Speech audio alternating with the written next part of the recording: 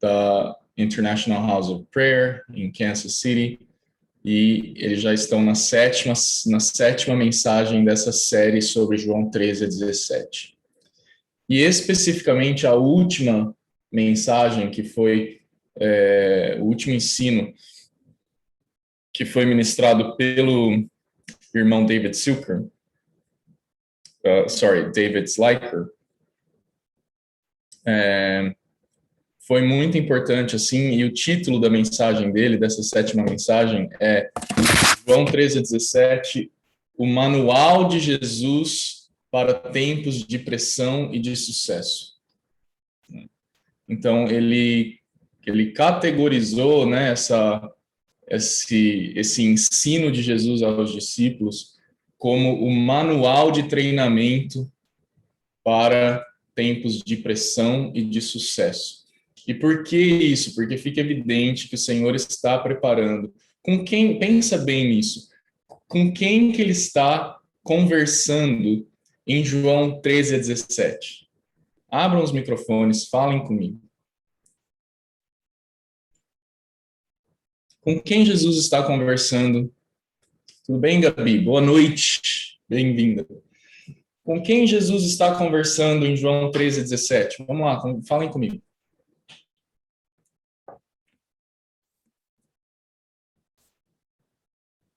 Usem o chat, deem um sinal de fumaça, alguma coisa. Com seus discípulos. Com seus discípulos. Muito bem, Débora. E o que os discípulos fariam depois da morte e ressurreição de Jesus?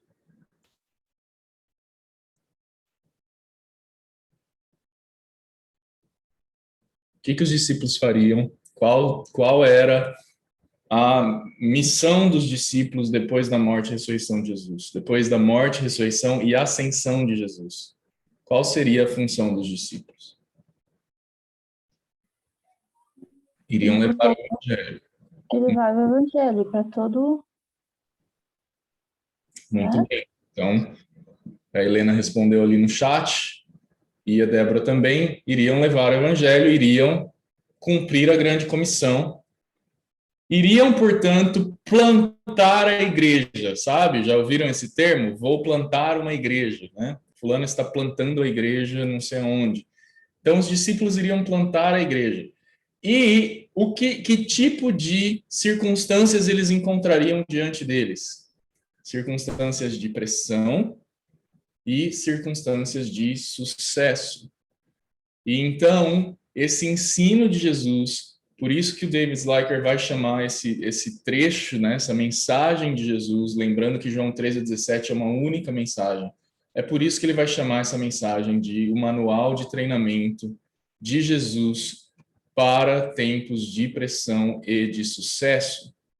Porque como plantadores da igreja primitiva, os discípulos tiveram muito sucesso, ao ponto de terem, por exemplo, 3.000 pessoas se convertendo em uma pregação, né? Eles tiveram muito sucesso, tanto sucesso que estamos aqui hoje, mais de 2.000 anos mais tarde, por causa da obra que eles deram continuidade há tanto tempo atrás.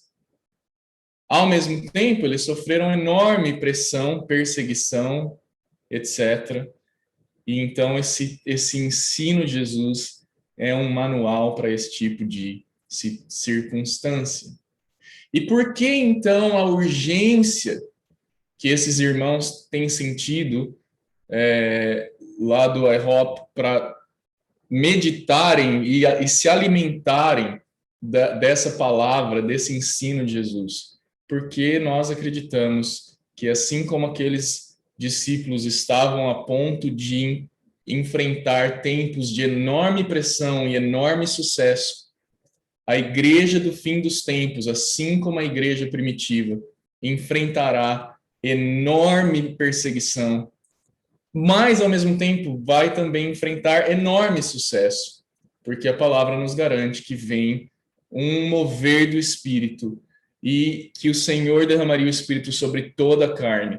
Então, há um avivamento esperado até mesmo maior do que aquele que, quando o Espírito Santo veio e encheu aqueles irmãos em Atos 2.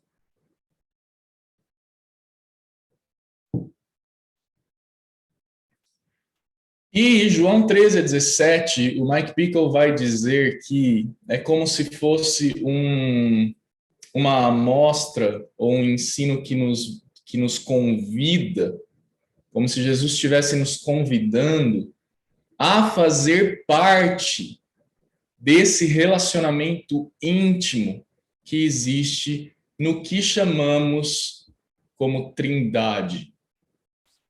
E aí eu sei que para algumas pessoas esse nome Trindade causa certos arrepios, porque de fato a palavra Trindade não está na Bíblia. Porém, a realidade da Trindade está na Bíblia. E criou-se o termo Trindade simplesmente para determinar ou para dar título a uma doutrina importante da igreja, né? Jesus não sentiu necessidade de criar a palavra Trindade. Os apóstolos não sentiram necessidade de criar a palavra Trindade, porque na sua concepção e no seu entendimento, aquilo estava, ou melhor, esse conceito estava se fazendo evidente. Mas, ao decorrer dos anos, e aí seria necessário um estudo aprofundado da história da igreja para se entender melhor por que se chegou nesse título e em determinar esse título para uma doutrina, né? Mas, e o quanto que a igreja também ao longo do tempo teve que defender, né, essa doutrina, mas isso seria um estudo à parte, né? Não quero chegar ali ainda, né? Mas o fato é que João 13, 14, 15, 16 e 17 é um convite de Jesus para que nós aprendamos a nos relacionar com Ele da mesma forma como Ele se relaciona com o Pai e com o Espírito. É um convite para que nós passemos a fazer parte desse relacionamento de unidade perfeita que existe em Deus.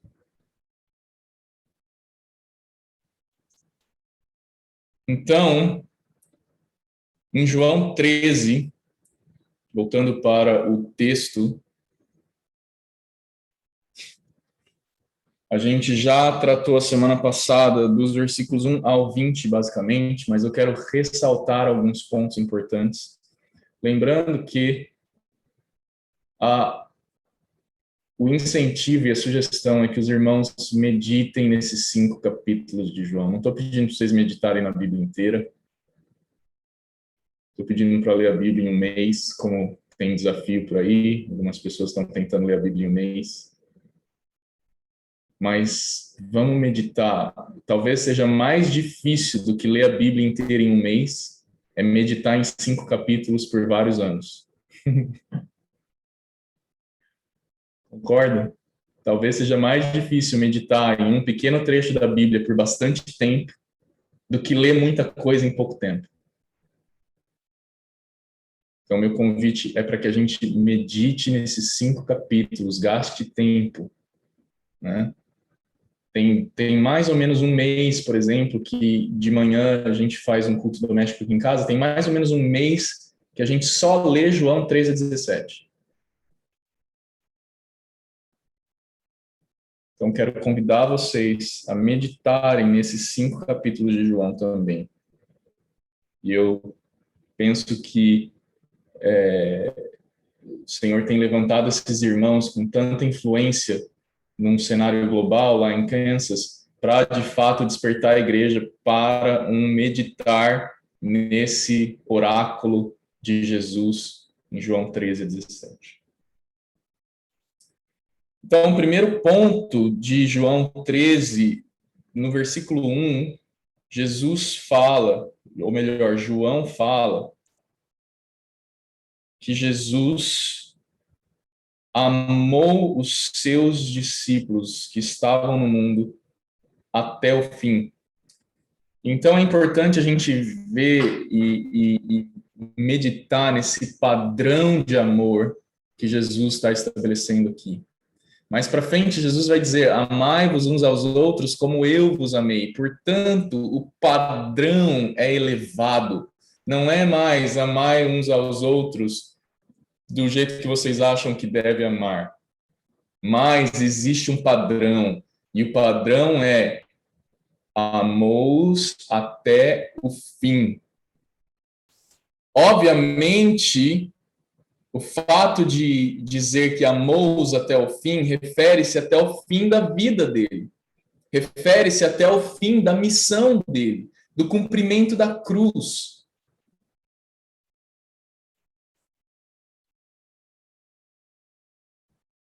Todavia, nós também conseguimos compreender a questão maior de um extremo amor com que o Senhor nos amou. É nesse contexto de amor que ele vai servir os seus discípulos. Por isso, quando a gente ouve falar de amor, vamos lembrar que não é um filme romântico que determina o que é amor. Não é uma ideologia humanista que fala amor é amor. Love is love. Hashtag. I'm so sorry to disappoint. Não. Amor não é amor. Amor é uma pessoa. 1 João vai dizer: Deus é amor. E, portanto, quando Jesus está dizendo, ou melhor, quando João está descrevendo que Jesus amou seus discípulos até o fim, ele está dando ali um padrão de amor que vai suportar os momentos de pressão subsequentes.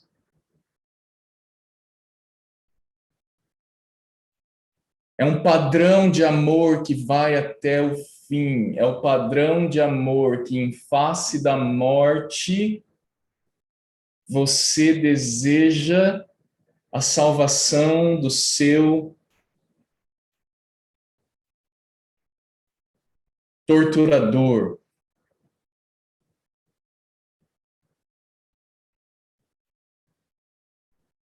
É aquele amor que, em face da morte, você continua desejando que o Senhor quebrante o coração daquele assassino e que a luz do Senhor brilhe e que haja arrependimento e conversão do coração. É o amor que diante do seu traidor você o serve.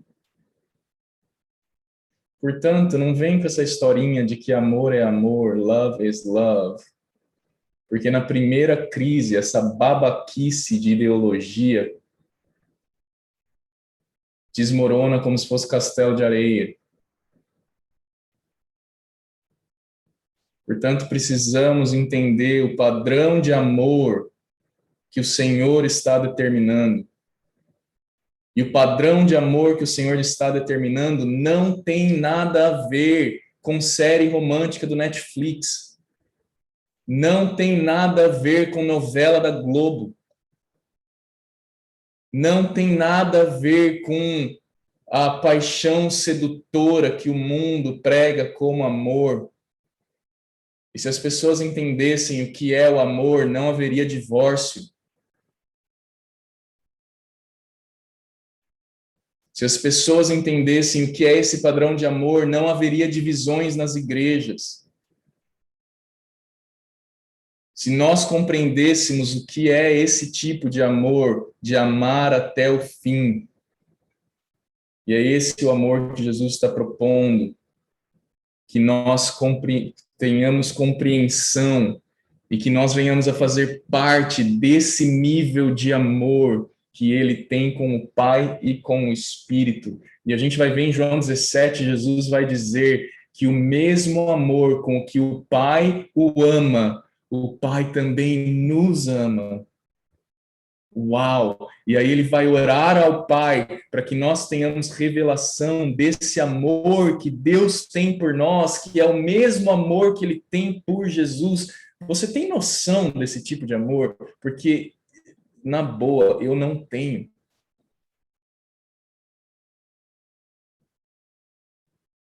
Hoje esse foi o tema de oração de manhã aqui em casa. Que o Senhor coloque no nosso coração e nos dê revelação desse amor com o qual ele ama o Filho. E, gente, não é qualquer pessoa que está dizendo isso para nós. O próprio Jesus está dizendo que o Pai nos ama como ele nos amou. Agora, a grande questão, como ele ama o Filho, e que ele nos ama como o Pai ama ele. Então, a grande questão é como que a gente ama uns aos outros. Porque ele deu o padrão. E o padrão em João 13 é como eu vos amei. Então, como eu vos amei, a gente sempre tem que lembrar de João 13:1, porque João 13:1 diz como Jesus amou. Jesus amou até o fim. Aqueles que ele sabia que iam traí-lo. Não só Judas, todos os outros. Ou negar Jesus não é um tipo de traição. Ou fugir na hora que o cerco aperta não é um tipo de traição. Portanto, não foi só Judas que traiu Jesus.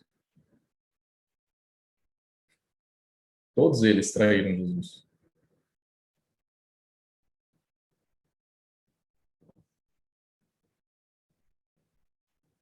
Então, primeiro ponto para a gente relembrar é esse nível de amor, esse padrão de amor. O segundo ponto da gente lembrar é que Jesus sabia tanto do que ele sofreria quanto da glória que ele possuía.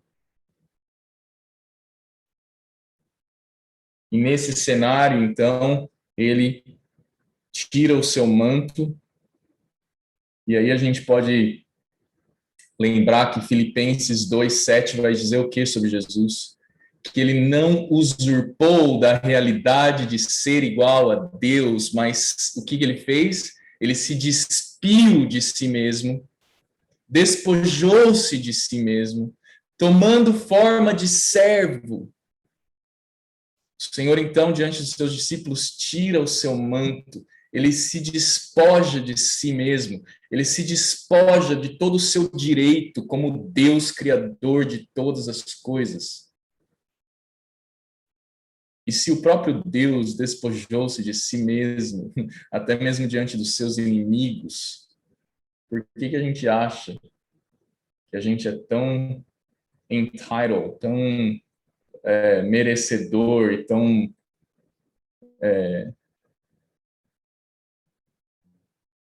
digno de honra e de reconhecimento? O Senhor então se despiu e serviu os seus discípulos.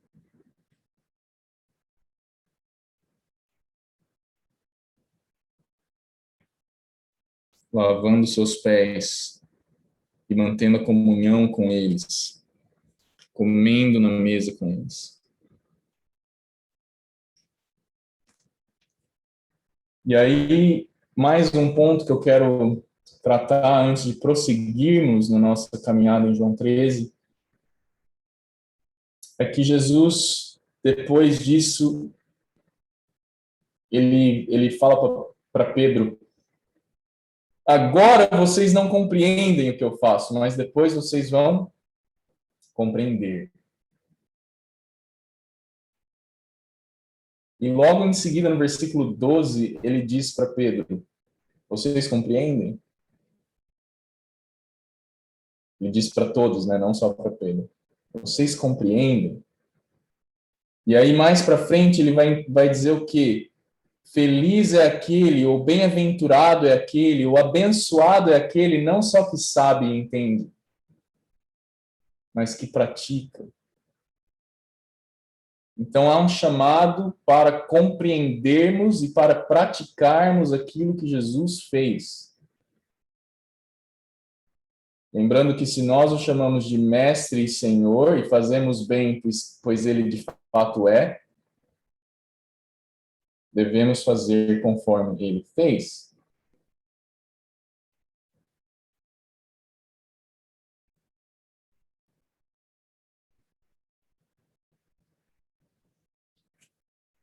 Uma outra questão importante é, Jesus disse o que a respeito de lavar os pés?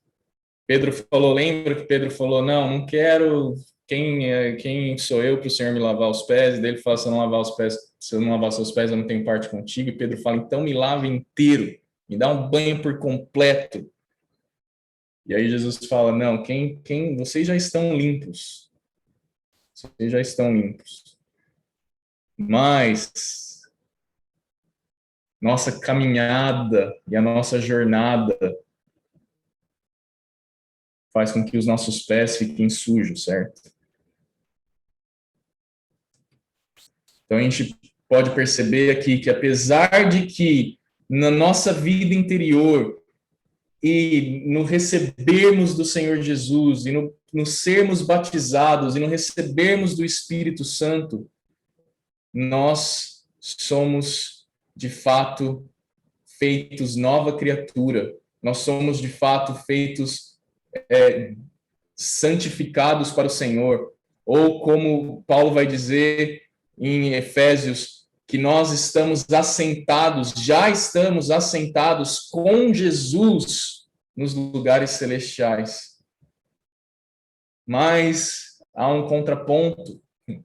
Nós ainda estamos num corpo de pecado que aguarda a redenção plena.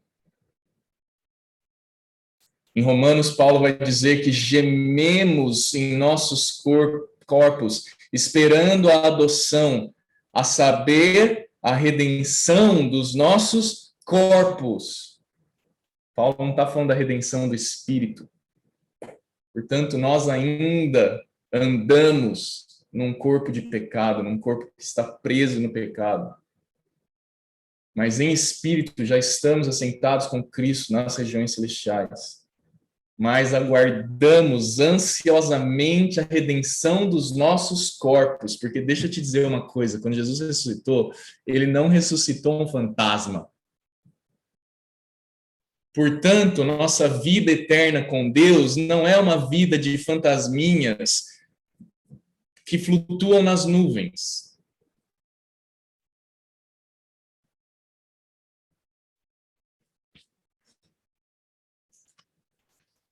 Muito bem. E aí a gente terminou, então, com aquela famosa frase de 2 palavras de Jesus, em João 19, digo-vos isso desde já, antes que aconteça, para que quando acontecer, creiam que eu sou. Creiam que eu sou.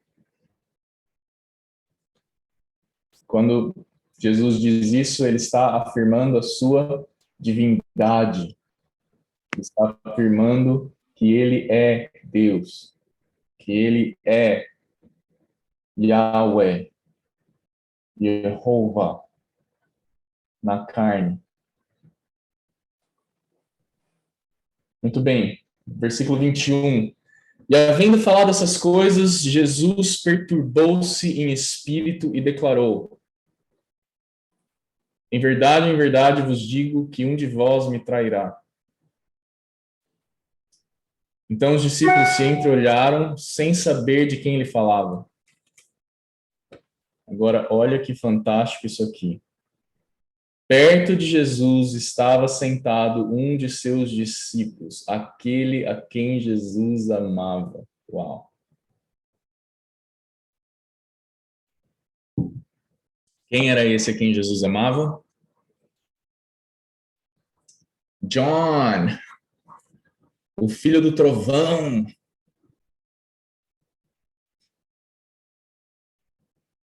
Não é incrível que Jesus, que João fala de si mesmo como discípulo que Jesus amava? Ele nunca fala que ele era o discípulo que amava Jesus.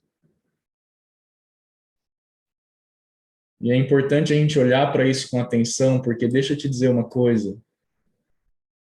A palavra diz que nós o amamos porque ele nos amou primeiro.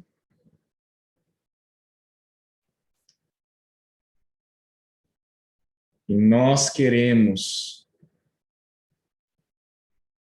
A gente está escrevendo isso de verdade, como a missão da nossa família. As empresas não têm missão, visão, valores. A gente está escrevendo isso como a missão da nossa família. Sabe o que é? Amar o Senhor Deus de todo o nosso coração, com toda a nossa força e com todo o nosso conhecimento.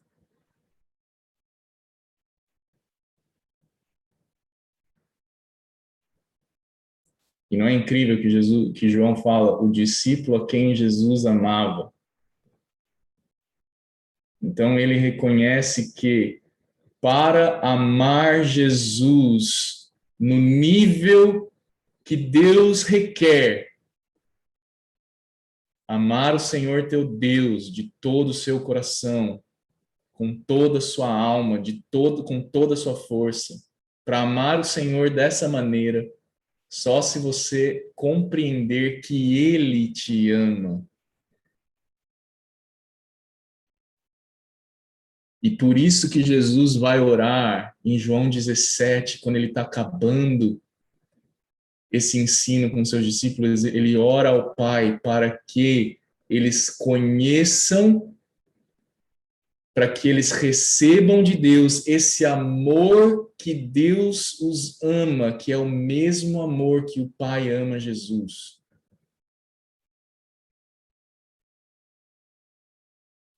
A gente precisa soak. Aí na nossa igreja não tem o soaking. A gente precisa soak nessa realidade de que Deus nos ama da mesma forma. Gente, eu não consigo compreender isso. Deus nos ama da mesma forma com que Ele ama Jesus. O Pai te ama com o mesmo amor, com a mesma intensidade com que Ele ama Jesus.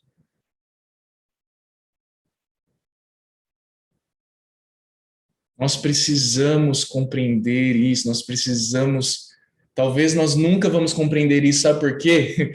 Porque Oséias vai dizer o quê? Conheçamos e prossigamos em conhecer o Senhor.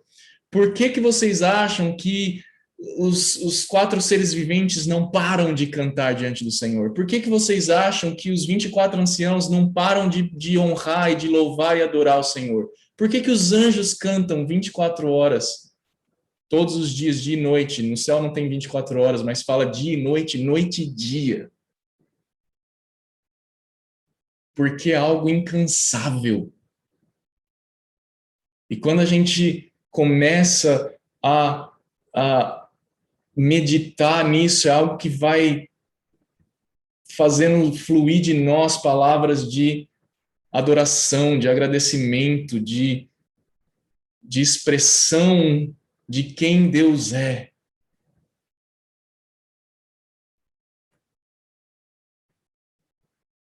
E aí o discípulo a quem Jesus amava estava do seu lado, então Simão Pedro fez-lhe um sinal,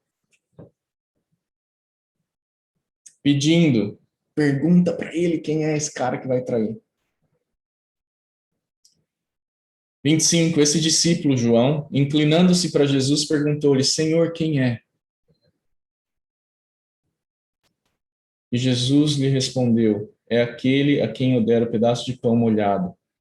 E tendo molhado o pedaço de pão, deu a Judas, filho de Simão Iscariotes. Não. Agora, talvez o Lucas voltou aí, talvez ele vai saber dizer isso. Parece que na tradição A pessoa que recebesse aquele bocado de pão molhado era um sinal de honra, era um sinal de relacionamento íntimo, de você é especial. E Jesus dá aquele pedaço de pão. É isso mesmo, Lucas? Na tradição, sim. Tá? Então, Jesus dá esse pedaço de pão molhado, não é só, vou molhar o pão e dar para o cara. Não. Era algo, é igual o primeiro pedaço do bolo na festa de aniversário. Para quem vai o primeiro pedaço? Todo mundo olha. E aí Jesus escolhe dar o primeiro pedaço para o traidor.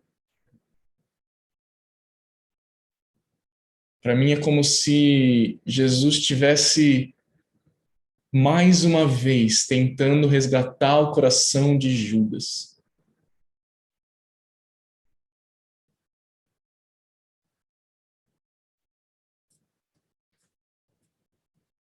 Mas veja o que aconteceu. Logo que comeu o pedaço de pão, Satanás entrou nele.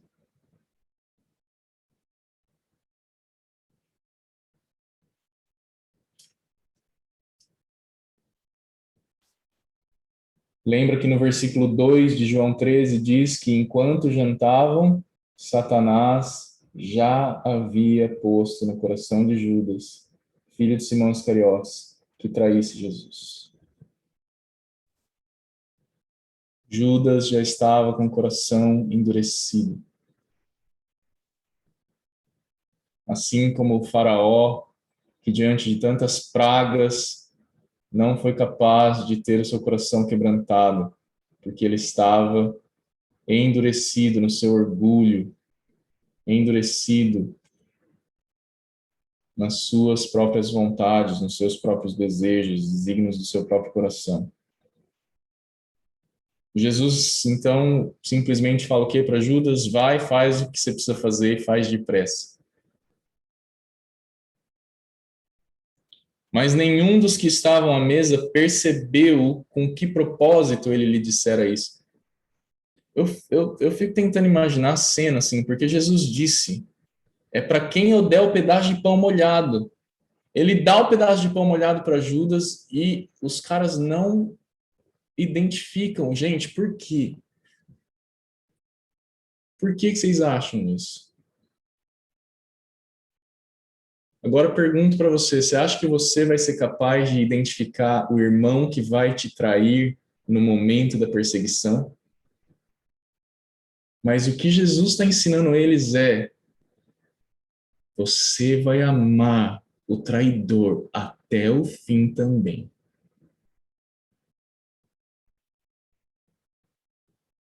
Eles não se ligaram que era Judas porque eles não queriam acreditar que entre eles havia alguém que fosse trair Jesus. E é esse cenário que a gente vai viver.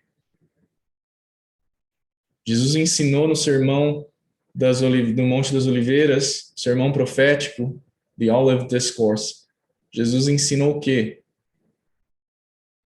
Que seríamos traídos. Na versão de Lucas vai dizer que filhos vão trair os pais, pais os filhos.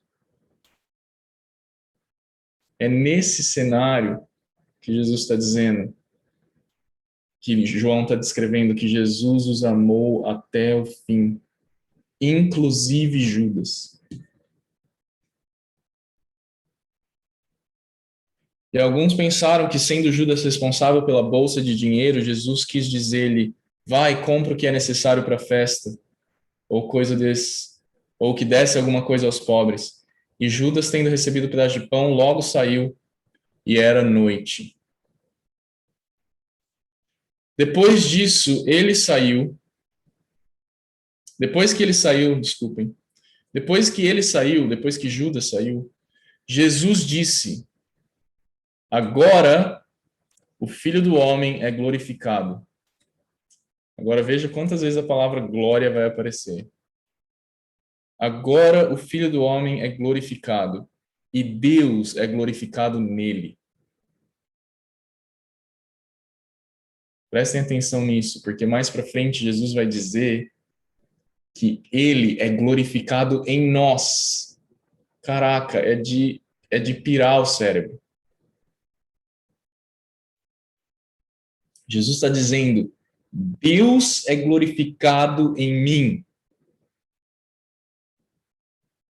E se Deus é glorificado nele, ou seja, no Filho do Homem, em Jesus, também Deus o glorificará em si mesmo. E logo o glorificará.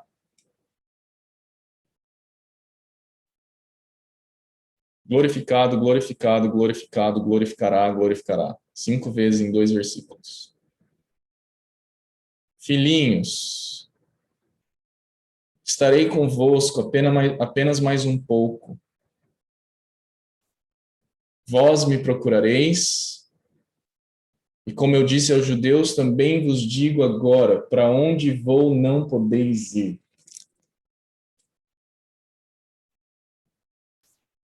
Mas presta atenção no que eu vou dizer para vocês, meus filhinhos. Para onde eu vou, não podeis ir. Eu vos dou um novo mandamento, que vos ameis uns aos outros, como eu vos amei. Como eu vos amei. Versículo 1, amou-os até o fim.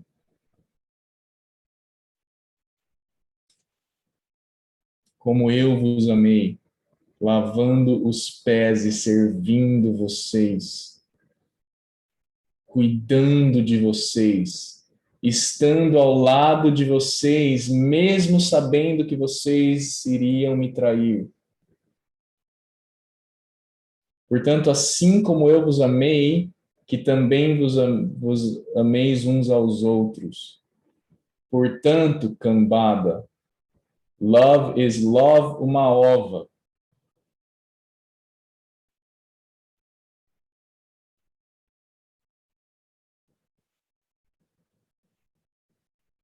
Nisto o quê?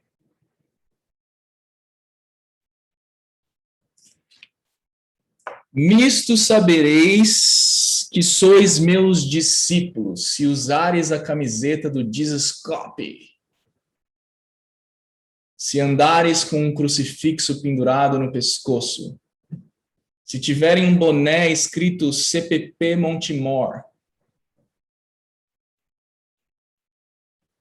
Se forem na reunião de soaking toda quarta-feira à noite, se tiverem um moletom da Catch the Fire Ministries,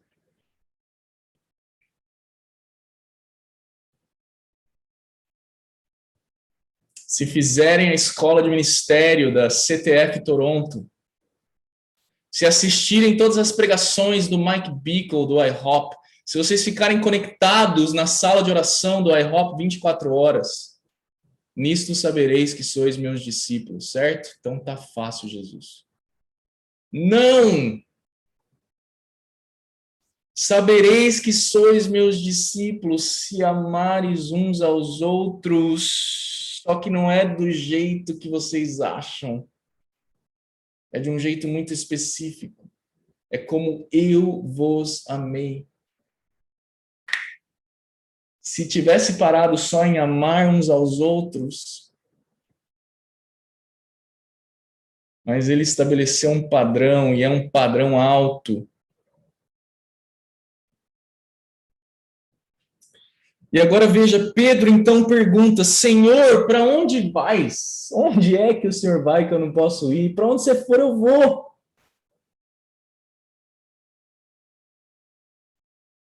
Jesus respondeu, para onde vou, não pode seguir-me agora, Simão. Mas mais tarde me seguirás. Para onde Jesus estava indo, que Simão Pedro não poderia ir naquela hora, mas que mais tarde ele iria. Para onde? para o céu, aleluia. É isso?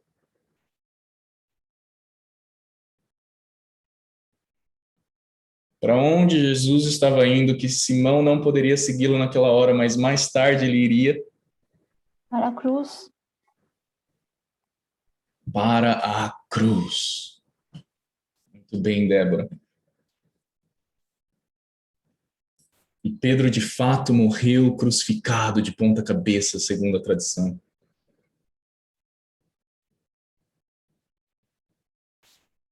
Agora é incrível o ímpeto de Pedro. E quantos de nós somos como Pedro? Que quando tem um apelo, a gente vai lá na frente, a gente levanta a mão.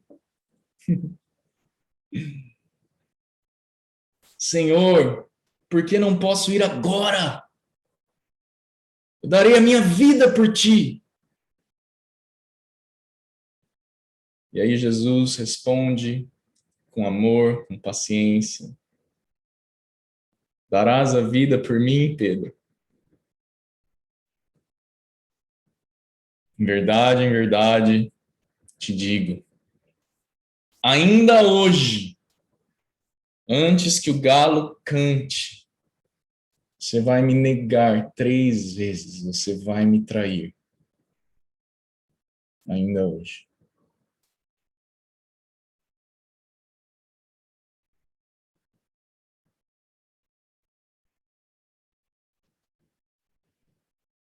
Uau! E aí a gente sabe que a história termina como? Pedro nega Jesus 3 vezes antes do galo cantar. Só que a gente também sabe que depois, conforme Jesus havia falado, quando Pedro é cheio do Espírito, ele também, aquele mesmo Pedro que negou Jesus diante da perseguição, que ficou com medo daqueles judeus que estavam sabatinando Jesus na calada da noite. E então ele fica com medo e nega Jesus por 3 vezes. Esse mesmo Pedro, mais tarde, ele prega com ousadia. Por onde ele passa, a sombra dele cura as pessoas. Ele fala diante do sinédrio com ousadia e com coragem. E ele vai até o fim e morre como um mártir. Por quê? Qual é a diferença do Pedro de João 13 para o Pedro de Atos? Qual é a diferença?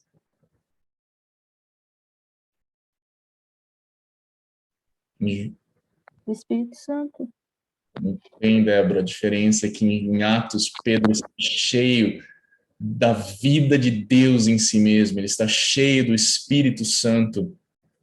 Em Atos, ele está fazendo parte dessa comunhão entre o Pai, o Filho e o Espírito que Jesus está propondo em João 13, 14, 15, 16 e 17.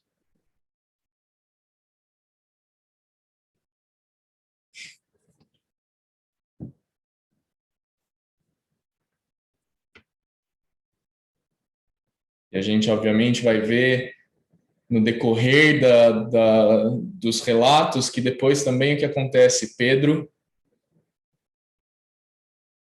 da mesma forma com que ele negou Jesus 3 vezes, Jesus restaura Pedro e ele pergunta 3 vezes para Pedro: Pedro, tu me amas? Pedro, tu me amas? Pedro, tu me amas? E Jesus restaura Pedro para que ele cumpra o ministério.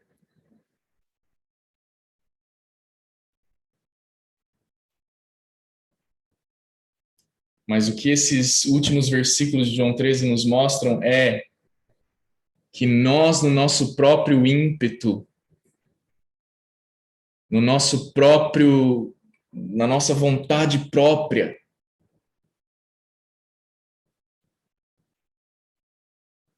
Paulo vai dizer que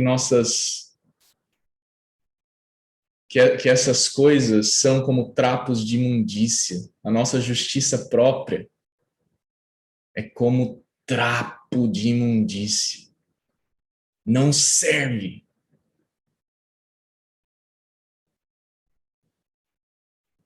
não serve. Portanto, a gente tem que pedir ao Senhor que o Espírito ministre na nossa vida e que a gente aprenda a se esvaziar de nós mesmos, a de fato seguir Jesus como Ele nos pede para segui-lo, como negando a nós mesmos, morrendo para nós mesmos diariamente. Tem gente que não consegue morrer para si mesmo nem por um pedaço de bolo, nem por uma série no Netflix.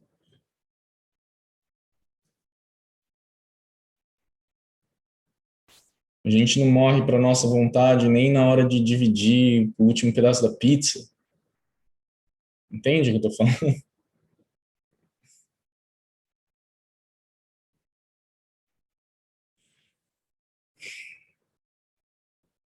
Muito bem.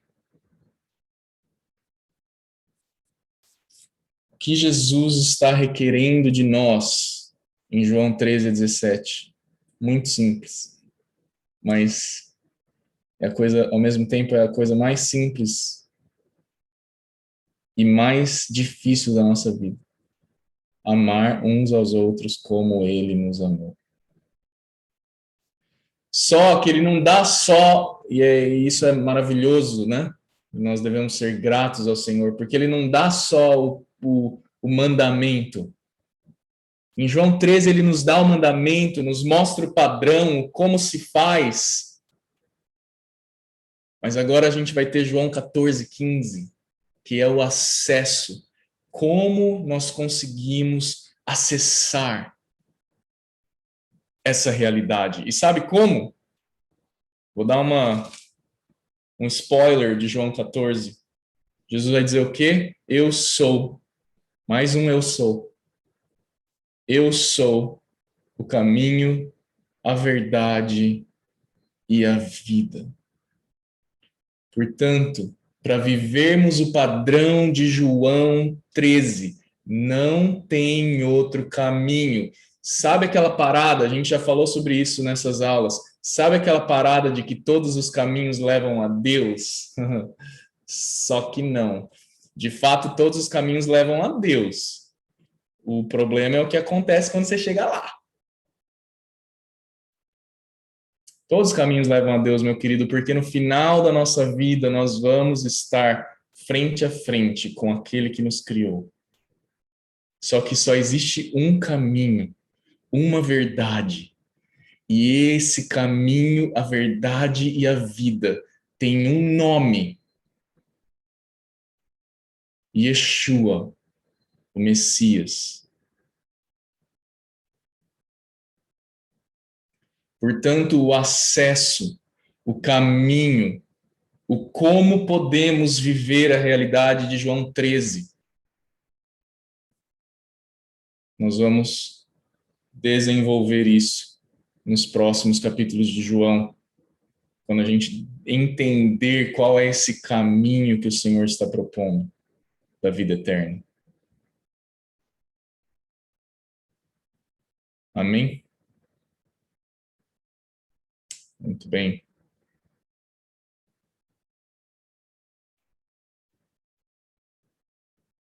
E a vida eterna é? O que é a vida eterna?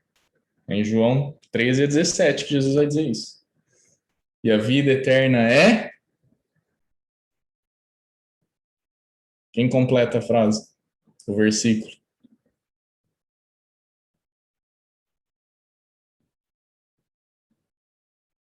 E a vida eterna é?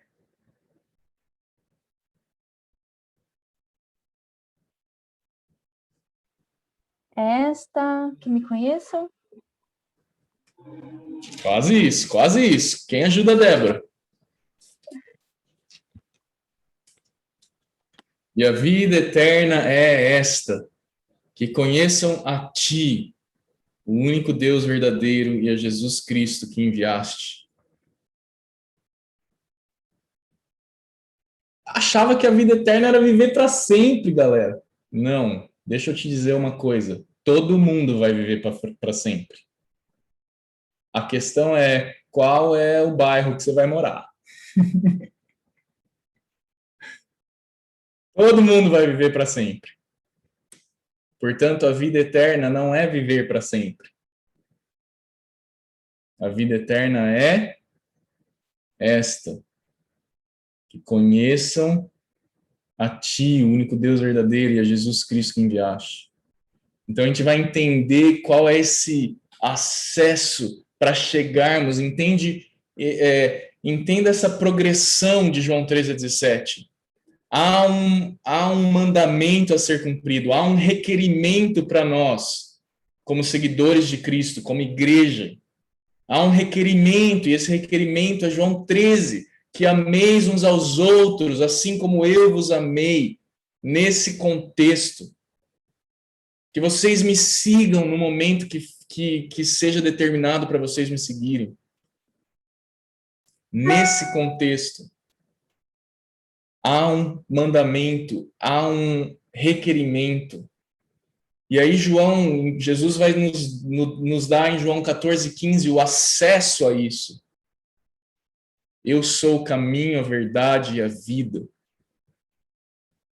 Em João 16, nós vamos entender qual é o testemunho que isso promove, que isso provoca. Porque o objetivo final, ou o alvo a ser alcançado, é João 17. O destino para o qual estamos caminhando está em João 17.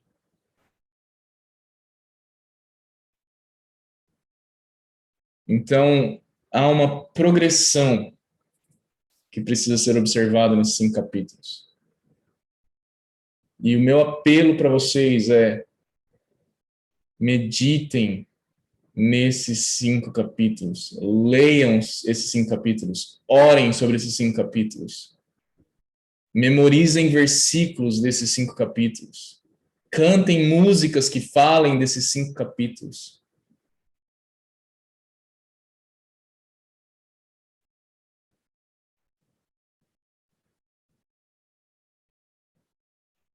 Que o Senhor nos dê graça, que o Senhor derrame sobre nós o espírito de sabedoria, revelação, o espírito de temor do Senhor.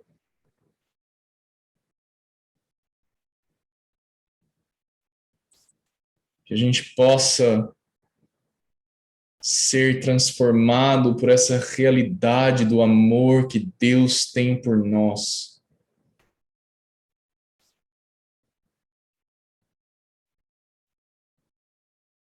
Que o Senhor possa nos encher desse amor e que nós possamos amar uns aos outros nesse padrão que o Senhor Jesus nos deu.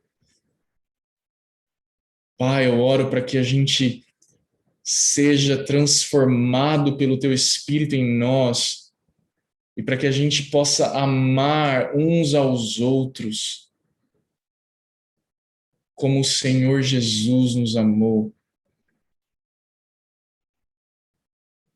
Senhor, é só a partir do momento que compreendermos o amor que você tem por nós que nós seremos capazes de amar nesse nível.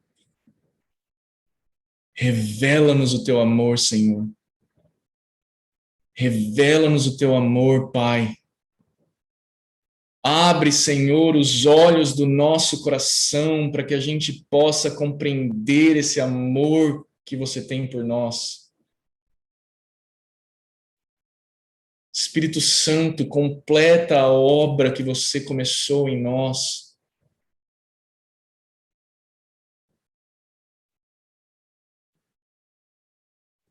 Livra-nos de nós mesmos, das nossas próprias vontades, do nosso orgulho próprio. Livra-nos, Senhor, da necessidade de autorrealização. Livra-nos, Senhor, da necessidade de termos a razão. Espírito Santo, ensina-nos a perder por amor. Ensina-nos a amar da forma humilde que Jesus amou, O Deus criador dos céus e da terra se humilhou, se despiu, não usurpou de ser Deus, mas abriu mão de ser Deus e se fez como servo e serviu até os seus inimigos. Nos ensina esse nível de amor, Senhor. Como nós estamos distante disso, Senhor.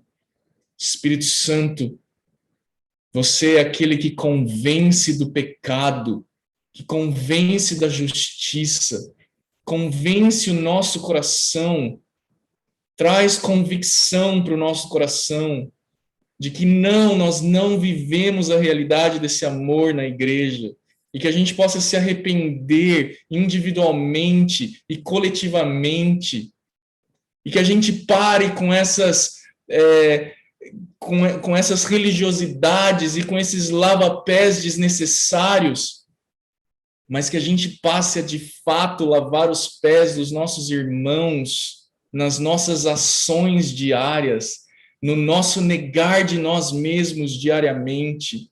Ensina-nos a amar como você nos amou, Jesus.